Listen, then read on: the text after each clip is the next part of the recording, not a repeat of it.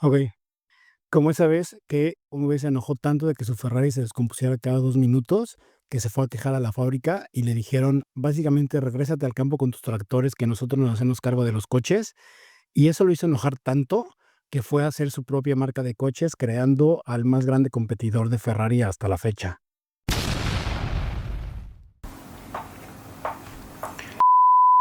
Güey, el año es 1960-ish, y hay un güey en Italia que fabrica tractores, y le va bastante bien. Sus tractores son bastante populares, tiene mucho dinero. ¿Y qué coche manejas si eres italiano y vives en Italia en los 60 y tienes mucho dinero? Evidentemente un Ferrari. El problema es que los Ferrari de los 60 no son precisamente los coches más confiables del mundo. Enzo siempre dijo que no le interesaba la parte comercial del negocio, que él lo único que quería era ir a correr coches y que vendía coches para poder pagar esos coches de carreras. Entonces, sus coches que le vendía a la gente, pues eran no coches de carreras, pero sí tal es la fijación de Ferrari por los coches de carreras, que eso fue lo que hizo que el trato con Ford al final se rompiera por completo. Ford lo que quería eran los coches de carreras, el viejo dijo: "No, no se los voy a dar", y se acabaron peleando, y Le Mans, y bueno, esa es otra historia que seguramente ya conocen, o si no, hay una película muy buena de eso. Pero bueno, esto significa que los coches que vende Ferrari al público en realidad no están pensados para el uso diario, son coches con tecnología de carreras de los años 60. Esto nos lleva al momento en el que el Ferrari 250 GTE de Ferruccio se vuelve a desclochar por enésima vez, y el güey se harta de que su coche carísimo se le siga rompiendo, y entonces lo lleva a la fábrica para que lo vuelvan a arreglar, y le da algunos consejos a Enzo de qué podría hacer para arreglar sus coches, porque a fin de cuentas no es ingeniero, pero sí es mecánico y hace tractores, entonces, pues, tiene más o menos una idea, a lo que Ferrari le contesta: "Yo sé hacer los coches deportivos, déjame eso a mí, tú ve y sigue haciendo tus tractores". Tanto le encabronó el comentario de Lamborghini que 4 meses después ya tenía montada su fábrica para empezar a hacer su propio coche, nomás para demostrarle a Ferrari cómo se podían hacer las cosas. Lo primero que hizo fue ir a conseguir a alguien para que le produjera un motor. Lamborghini quería un motor V12 de capacidades muy parecidas a las que tenía el motor de Ferrari de esa época. Para lograr esto, contrató a Giotto Bizzarini, un ex ingeniero de Ferrari que trabajó muchos años ahí y que había ayudado a desarrollar motores para coches tan emblemáticos como el 250 GTO. Uno de los ganchos con los que Lamborghini logró contratar a Bizzarini fue que le dijo que le iba a dar un bono por cada caballo de fuerza extra que lograra por encima del motor V12 que tenía Ferrari. El problema es que nunca le dijo cómo. Al ver que no tenía restricciones, Bizzarini creó un motor V12 de 3.5 litros que llegaba hasta 360 caballos de fuerza. El problema es que lo hacía a 9,800 revoluciones por minuto. Entonces, si eres fan de los coches, excelente, 9,800 vueltas, muy bien. El problema es que era justo lo que Lamborghini no quería. Lamborghini quería un gran turismo, quería un coche fácil de manejar, sí, rápido, pero cómodo y que no fuera un problema manejarlo. Quería un coche para ir de vacaciones, quería un coche para ir a la oficina, no para ir a la pista.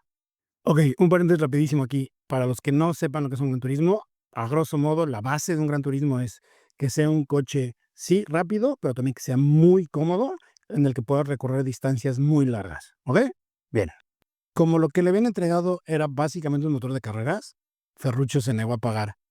Se fueron a corte, al final acabó teniendo que pagar, fue todo un rollo. La cosa aquí es que acabó utilizando ese diseño para base del motor V12 de Lamborghini por los siguientes casi 50 años. Okey, entonces ya lo obligaron a pagar el motor y ya ni modo, ¿no? Tiene el motor, está bien. Entonces fue con Dallara, sí, ese Dallara al que hace estos coches, y le dijo: "A ver, pues ya que tenemos esto, ayúdame a hacerle una versión civilizada para poder utilizarlo en un coche de producción".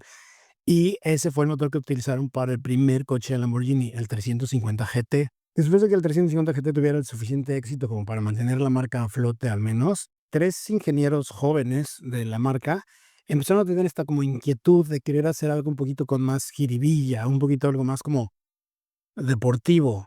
Entonces fueron con Lamborghini y le dijeron: "A ver, güey, o sea, tenemos esta onda de que queremos hacer este coche que va a ser como mucho más deportivo y para la calle y todo este concepto. No te preocupes, lo vamos a hacer en nuestro tiempo libre y no va a afectar con la producción del 350 GT. A lo que Lamborghini les dijo, va, no hay pedo, denle. Estos 3 ingenieros que fueron a hablar con él fueron, Gianpaolo Dallara, Paolo Stanzani y Bob Wallace.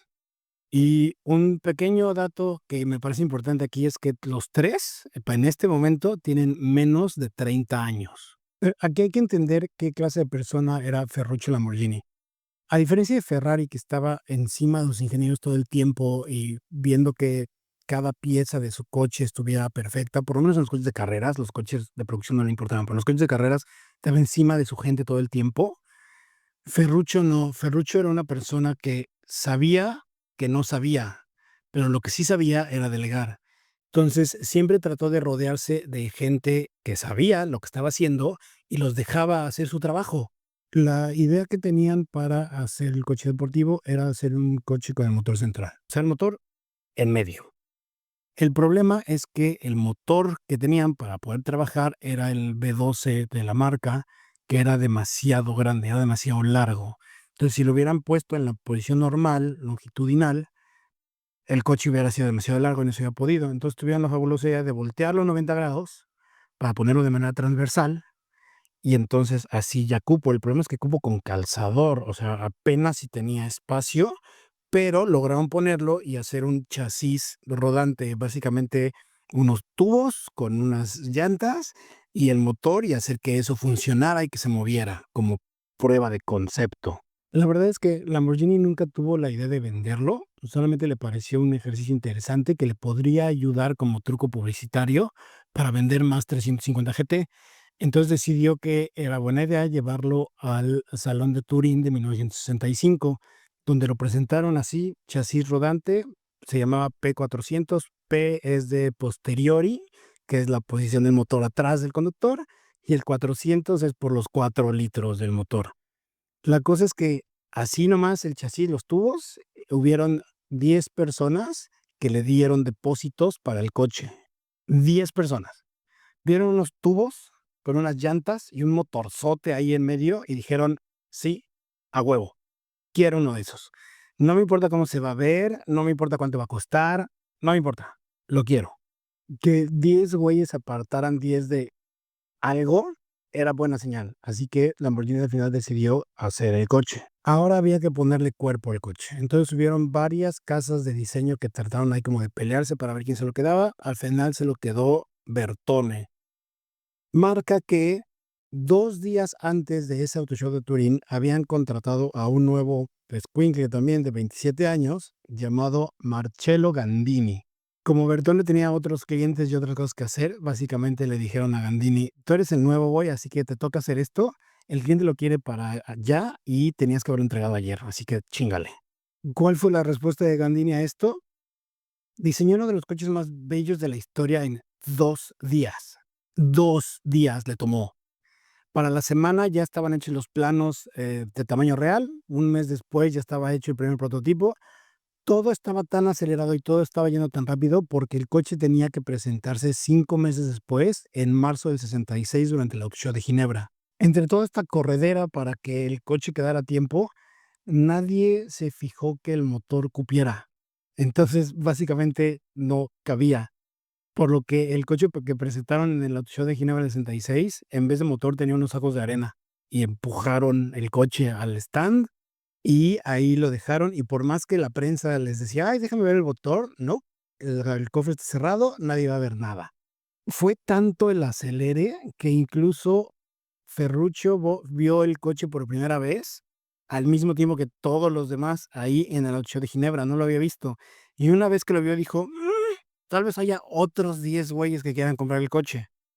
Durante el Auto Show, 30 personas más hicieron su depósito y para el final de ese año, 75 ya habían pedido uno. Al coche se le puso el nombre de Miura en honor a un criadero de toros de Lidia, que era una de las grandes pasiones de Ferruccio, y hasta la fecha todavía los coches de Lamborghini llevan el nombre ya sea de un toro específico indultado o de un criadero de toros de Lidia.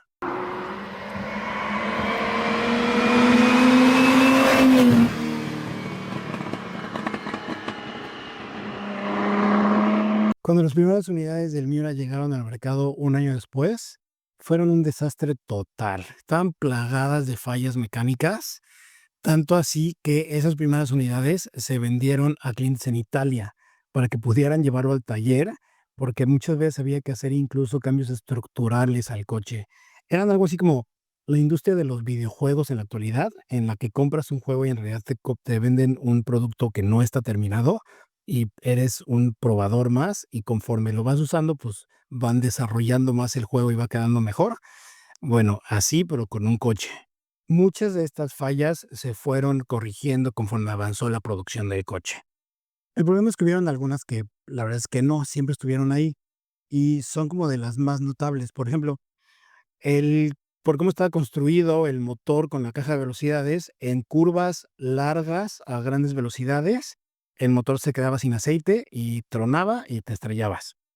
O por cómo estaban hechos, cómo estaban diseñados los carburadores Weber que tenía, que eran de carreras, se llenaban de gasolina si estabas parado mucho tiempo, por ejemplo, en un alto en Insurgentes.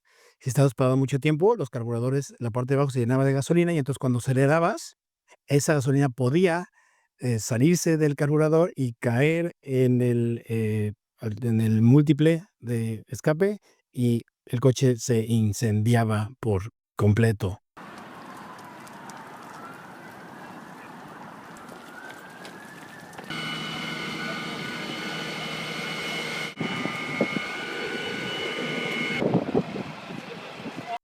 O también está la bonita historia de que el tanque de la gasolina estaba en el frente del coche.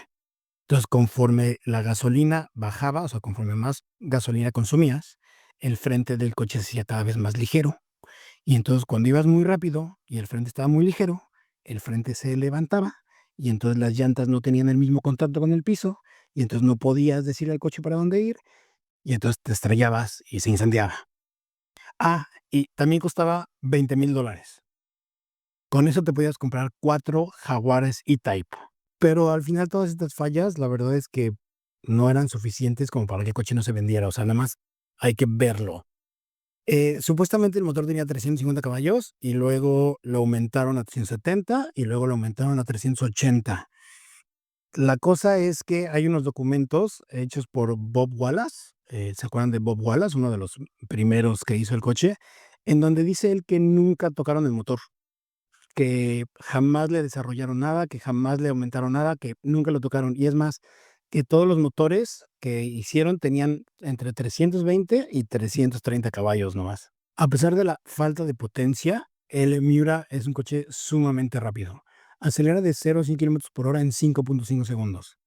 Eso hoy en día es rápido. En la década de los 60 era una locura. También la velocidad máxima del coche era de 275 kilómetros por hora, que aunque no son los 300 kilómetros por hora que la marca decía que podía ser, sí era suficiente para convertirlo en el coche de producción más rápido del mundo. Se fabricaron 275 unidades del Miura de 1966 a 1969, donde ya después llegó el Miura S, donde tuvo un aumento de potencia y le hicieron ahí varios detallitos. Luego llegó el Miura SB con otro aumento de potencia, pero ahí lo importante es que tenía otra suspensión, o sea, le arreglaron la suspensión, tenía más distancia al piso, sobre todo en la parte de atrás, para mejor estabilidad, para que el coche no se levantara del frente, también tenía llantas más anchas, o sea, hicieron ahí varias modificaciones que sí fueron mejorando el coche, aunque no sabemos si había más potencia o no, definitivamente sí era un coche más rápido y más fácil de manejar.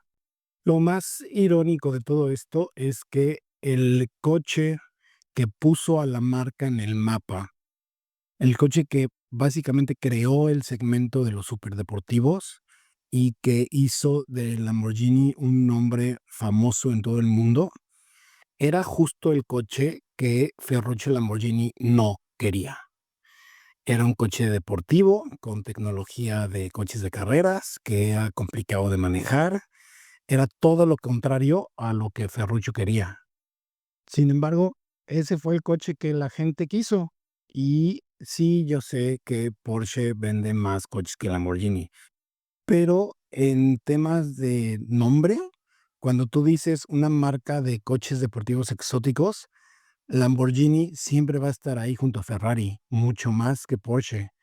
Creo que la moraleja de esta historia es que si tus empleados te piden hacer algo y están apasionados sobre el proyecto, déjalos. En una de esas, pega y crean justo el producto que va a lanzar a tu marca al estrellato. Muchísimas gracias por haber visto el video de hoy. Recuerden dejar abajo en los comentarios de qué coche quieren que hablemos la próxima semana. También si hay algo que me brinqué o que me faltó, también pónganlo abajo en los comentarios, seguro sí hay. Y eso es todo. Nos vemos la próxima semana. Yo soy el Mapache.